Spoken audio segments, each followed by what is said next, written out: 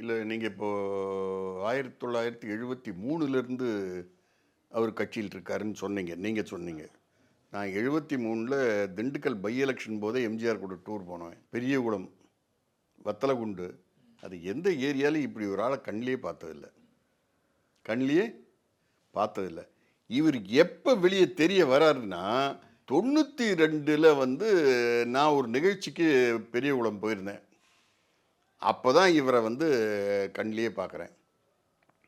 அதுக்கு நடுவுலையோ முன்னாடியோ பின்னாடி எப்பவும் பார்த்ததில்லை. பட் அவர் சொல்லிட்டான், பல பேர் இப்போ சொல்கிறாங்க எம்ஜிஆருக்கு வந்து கட்சி ஆரம்பிக்கிறதுக்கு யோசனையை நான் தான் சொன்னேன்னு சொல்கிற ஆட்கள்லாம் நாட்டில் நிறைய பேர் இருக்கான்.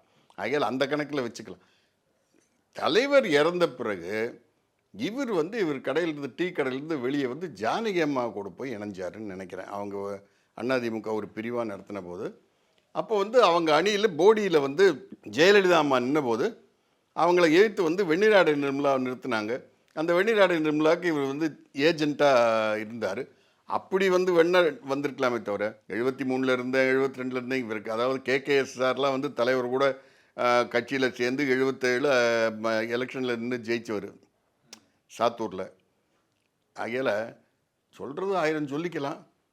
அவர் போய் அடைக்கலமாக இருக்கார். வாழ்வோ சாவோ இனிமேல் அங்கே தான் இருக்கணும் அவர்.